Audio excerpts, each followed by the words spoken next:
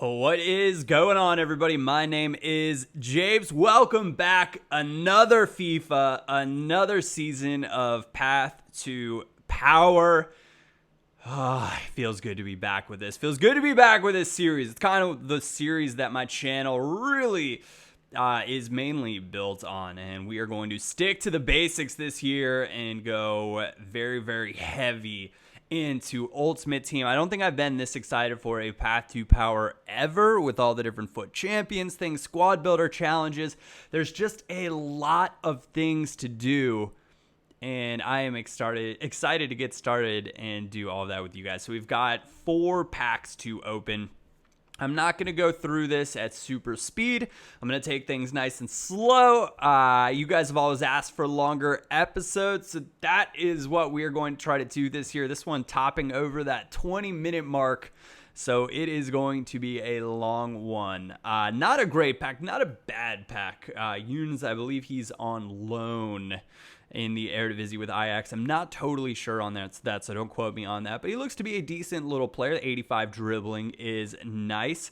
Right now, I'm choosing, we're going to send these guys to the transfer list and at least list them once if you're on the web app. Actually, as I speak, early access is being released. So as you see me go through these packs, I'm going to talk about what to do with that a little bit. So you have a total of 10 hours. And I think all 10 of those hours should be spent playing games, whether it's the draft, whether it is season, single matches, FUT Champions, whatever it may be. I think it should be spent playing games. If you want to load up some FIFA points, that's great. If you do, go ahead and turn the Xbox back off or the PlayStation back off. Go open those FIFA points on the web app because you are going to just... It's essentially a waste of what could be used as game time because you can use the time on the... You have an infinite or an unlimited amount of time on the web app. And if you can do the same thing on the web app that you can do on the console, you should really be doing it on the web app. So the only thing that you can't do is to go ahead and play those games. So that's what I think you should do. With that said, my goal going into this, or going into early access, was that I wanted to have 2 squads ready to go in order to maximize total game time. 2 squads ready to go is really, really nice for a starter team because you aren't ever going to be spending coins on fitness cards. And spending coins on fitness cards at the start of Ultimate Team is just never a good idea. It's just plain bad. It's a waste of coins, especially when player prices at this point are so cheap. So we get Sebastian Loroda right there, best player that we get. I was pretty pleased with this. I got quite a few German players. We get Bertrand as well, and he does sell on. But I was pretty pleased to see the amount of German players. And I was like, all right, I think it is telling me that we want to go with a Bundesliga or a German starter team to begin with. I don't know if that's something that I've done since like the Brandy Road to Glory a long time ago. Many moons before this. When I started with the bronze German team and then progressed slowly but surely on up. And we do get loan Fernando Hierro, which is actually kind of nice. I'm really down with a lone legend as a center back. Will I use him? That's up in the air at this point in the game. I think we'll take a wait and see approach, see how the squad kind of shakes out for me. Went ahead to go and check and see what some of these players' prices were going for.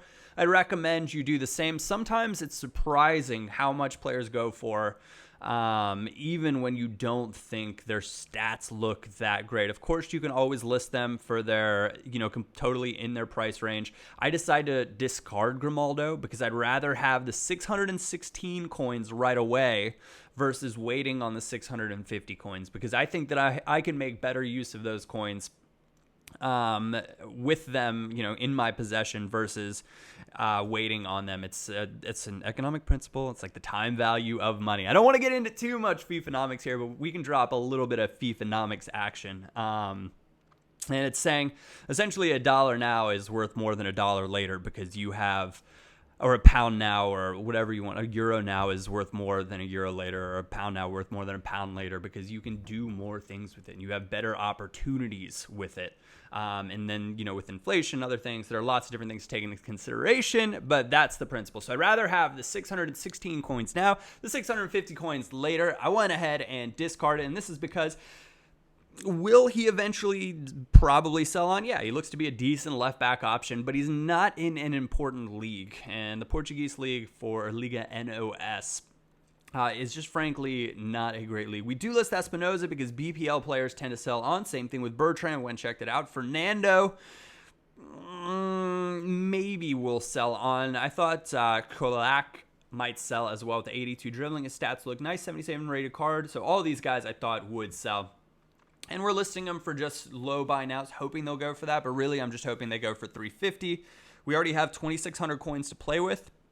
And that is really fine to build a starter, or close to fine to build a starter team. Because really, for a starter team, if you're looking for a gold team, unless you pack somebody fantastic, you're in the same situation for me. And I am looking to pay no more than just about 300 coins for every one of my starting 11 players. That's 3,300 coins.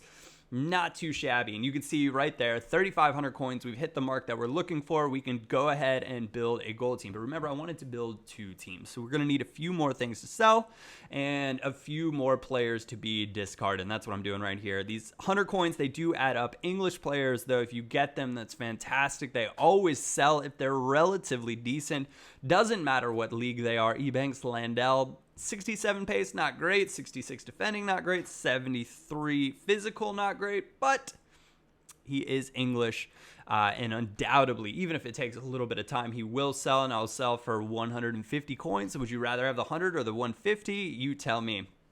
So we're going to go ahead and list Yunes as well, because I think he does have some nice stats. 400 by now is nice and easy, and I decided to list the German players because I don't think that's the direction I was going to go. I hopped on over to Foothead. And if you don't know what Foothead is, where have you been? But you can check it out. It's foothead.com, and it has a database for all of the players that are in Ultimate Team. So the way I went through and looked for which leagues I thought might be fun to use, I tend to stay I think the best way to look for a starter league is you find a league that has a lot of gold depth. So it's a good, strong league, but it doesn't have too many elite players, because elite players are going to raise the price of everything in the league. That's why the Premier League always is the most expensive league. I'm always shocked for what relatively average players or average strikers will go for in the Premier League, just because making a Premier League squad, sometimes to start it off, you need those filler players. So I stay away from the Premier League. Sometimes I'll go La Liga Santander this year, not the BBVA, because I think that there's some nice depth there, and you can get some technically sound players that are good dribbling and good passing, which tends to benefit my play style. Bundesliga also tends to be another great option, but this year I kind of went through and looked, and I decided that the French Ligue 1 was where I was going to start. Now, previously, you're really looking for expensive players in Ligue 1. You're really looking at PSG players. And with Ibrahimovic gone, the price of even PSG players is going to go down.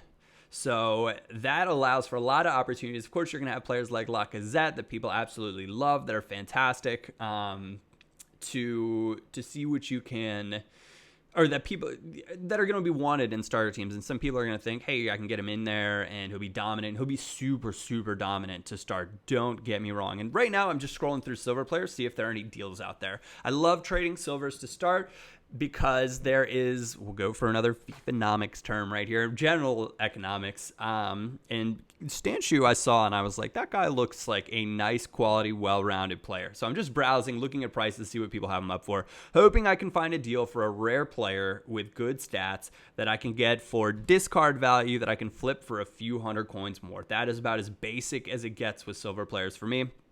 And I really, really like doing that.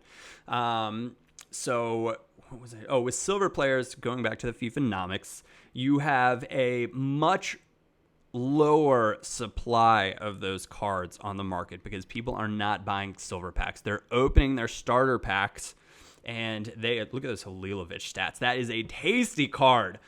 But they're going to go ahead and open their starter packs, and whatever silver cards they get in there, those are the only silvers that they're probably going to have, because people aren't going to get the game on early access and say, hey, you know what I want to do? I want to open a truckload of silver packs. It just doesn't happen. Not 1 year playing FIFA have I seen that happen. Instead, they open tons of gold packs. You get great discard value players or low, on opening day, whether it be opening day for early access, but more importantly, when the game officially drops in whatever your region is, there are going to be tons of deals, because that's when people are ready to load up those FIFA points, open those packs, and go absolutely nuts on Ultimate Team. They list their cards up, but people still don't have a huge coin supply to take advantage of it, so there are deals, and people don't do enough research. They're not patient enough to wait for the prices to go up. They don't do enough research and say, hey, this guy's price is pretty low right now. There are lots of them on the market, leaving them from an open bid. Maybe I won't get as much. Maybe I should just wait, take some time, and get that buy now. So this is the starter team that I ended up going with for the French Ligue 1. You can see the prices that I paid. 350 coins is the lowest list for some of these guys, 300 coins for others, and I took a look at Young Mbiwa and Tep and Jose Rodriguez, but they are a little bit more expensive than my budget. I still have 3,917 coins left. That is great. So I'm going to go ahead and line these guys up. 4-3-3, number 4, the attacking variation to start with this squad. Also, you'll see Roland, 4-star skills, 4-star weak foot. I think he's a great budget striker. I would have loved to have picked up Mario Balotelli, but I don't really want to shell out 2,000 coins at this point in Ultimate Team. Now, with that said, if I get early access, his price stays at about 2,000 coins. Then with your EA Sports Football Club, EA SFC boosts, and those are up in the top right in the EA catalog, you go and you buy those Ultimate Team boosts. Make sure you buy the expensive ones to begin with, or the ones with a higher boost to begin with, and then work your way backwards. I have not always been good about doing that, because I just hop in there and get busy with it. But make sure you go ahead and do that, because a lot of times they'll give you 1,000 coins, 1,500 coins boost per game. And, if you're getting, say, 2,000 coins, we'll say for a nice round number, 2,000 coins a game. It won't be that much. It'll be more like 1,500 coins. So maybe I should say 1,000 to keep things level. Their 1,500 is not terrible to deal with either. If you have 2 starter teams, you've got 7 contracts on each one and should not have any fitness issues. If you're doing 10 games, you're looking at 15,000 coins, but you're going for 14. So you're going to be looking at 16,000 coins right there just from playing those games before you have to even think about contracts, before you even have to think about fitness cards. You're going to have 16,000 coins to work with towards building your Ultimate Team. And we did have some players sell on, which is great. Not to mention that, but if you build your starter team off of discard value gold, so you notice I paid no more than 300, 350, even if I can't sell them on at the end, which we'll talk about that in a second. Even if I can't sell them on, I'll be able to discard them and only lose out on, 40, 50 coins or something like that, which in the grand scheme of things is not too shabby. But what I would recommend doing is after you play 6 games with them, I would recommend listing them on the market. Kind of a ratty tactic, but a good one. Ratty in the sense that it doesn't benefit the guy that buys them at all, because a lot of people will look for the lowest buy now, without looking at how many contracts the player has left at all. So they're not going to get the little contract emblem up in the top right that says, hey, I'm out of contracts. You're going to have to buy one if you buy me. They're going to look like any other card on the market unless they scroll through. I know I've got to say I don't scroll through that often, and I've been burned by this. But it's a great tactic. 6 games, you sell them. You could buy the card back probably for discard value as well. Now you don't keep the chemistry that they've been gaining, and with all of the changes that EA, or all of the transparency and information that EA has now given us on chemistry, it's important. Chemistry styles as well can plus 15 on some attributes. That's absolutely amazing. If you guys would like me to do a video going through all of the chemistry styles, which ones I think benefit which positions best or type of players, I'd be very, very happy to do that in the future. Path to Power will undoubtedly be a daily staple here on this channel, but I will very, very gladly add to that and supplement it with other episodes on special days as well. So I would ideally like to get Marquinhos, and looking back, that was probably a good price. If I could have bought now for 1,800 coins, I think that would have been nice. He would have given me a solid defender. Right now I have Karim Rekic, who's a pretty good looking silver for Marseille, to partner up with, I can't remember his name, but another really strong, but gold budget CB. But I'd like another, or I'd like one of my CBs to be more of a quote unquote at this point elite CB or a better CB to kind of lock that down. We're looking at Nkulu, Le Marchand. There are a lot of good young Mbiwa. Umtiti's not there anymore. Thiago Silva's obviously an option, but he's way, way too expensive. David Luiz not there anymore. But there's still plenty of good center back options in the French Ligue 1, and they're not going to go for that much. So for me to get a high-rated French Ligue 1 side should not take that much. I'll be able to upgrade a lot of the players very, very quickly.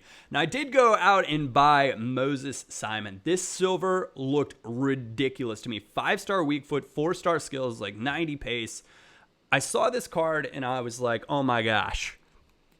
Can I get a hashtag throwback to the Belgian Pro League silvers? Because that is exactly what we are going for right now. I do pick up Dermaz to play left wing for me. I thought about going for Cornet, but Dermaz with the skills looks mighty nice.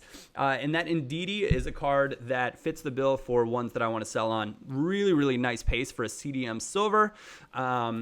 Over 70 defending and physical as well. So if I can pick him up for 350, he's the best option as a CDM in the Pro League. So if somebody's building a Pro League squad, chances are they're going to want Ndidi for their team. So I pick him up for 300 coins, list him up for 650, 600 as a buy now.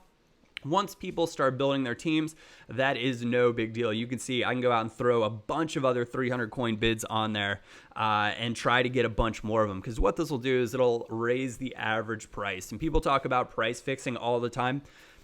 Realistically, it's a really valid technique to use. It's something you can use with silvers. So I'm not going to say that I like it because really I dislike it. I think the market should determine it. But if you're able to control the supply and create a monopoly on one player, it's economics for you, especially if somebody's willing to pay the price for that card.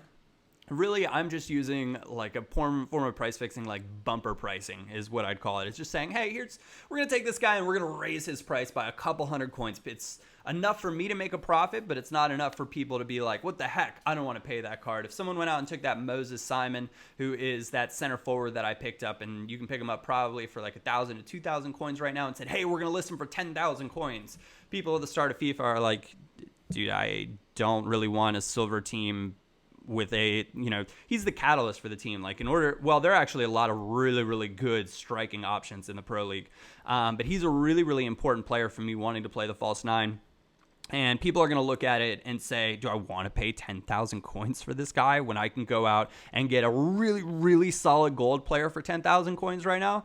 Frankly, the answer to that question is no. So you got to be careful with this. I recommend doing it with like the center back I have as well. I can't remember his name. It's like Jene or some Djene, I believe is what it is. But he's over 80 pace as a CB, so a really, really nice card. I think he's got 71 defending and like 80 physical or something. It's just a great little card. 79 physical maybe. And I've been looking for this Seth DeWitt, and I can't find him on the market at all. So if you've seen him, let me know in the comments section down below, because he's ideally the guy I would pair him with. I went out and picked up Taraval instead. Also looking to pick up a Leon Bailey. I think he looks like a great, great little left mid option, but I'd like to pick him up for less than 1,000 coins. I think his price will go up, though. As a 74 rated player with that pace, a couple thousand coins, I think that'll be probably a fair price for him. So trying to take advantage of that while I still can and fill out the rest of this team. Right now, I'm just looking for a keeper to fill out the squad as well.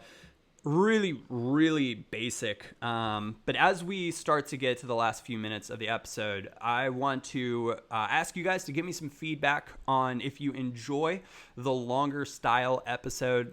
There won't always be things for me to explain, but I'm happy to do longer style episodes if that's what you guys enjoy.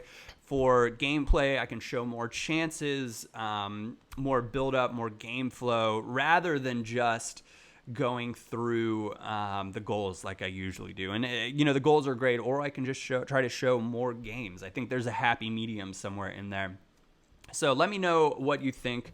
But I also want to say, well, we've got Bizot on the screen right here, but I also have Dutois, I think is how you pronounce his name. And I looked at the stats and I said, I think I'd rather have the better kicking and positioning, because I do tend to play back to my keeper and am a little overconfident at the back at times. It's definitely gotten me into trouble. Sometimes it's best to just clear it out, and I definitely don't always take my advice. So it's something that I need to be careful of, and I know that. So having a keeper with some decent kicking is something that I value. I'm going to go ahead and list up Cabral as well. He is a French Ligue 1 Silver, 4-star skills. Pretty nice stats, and for 150 coins, that's not too shabby. Just going to try to make a 100 coin profit on him, but I wasn't sure if I'd get a rotation of Ligue 1 players going to start, or if I would just go ahead and build 2 squads. I decided to take the route of just building 2 squads, which I think is great. So go ahead and do that. That's what I would recommend. And again, it'll maximize your time spent actually playing the game, actually getting better on early access and getting the coin total. Because if you're like me and you play a lot of FIFA, those 10 hours are going to go by a lot quicker than you think. And then it's going to be back to the web app. And if you don't have the coins to trade with, there is not going to be very much for you to do. So other than that, I want to say thank you guys very much for tuning in. Thank you all for watching. My name is Japes, and I will catch you all next time. Feel love.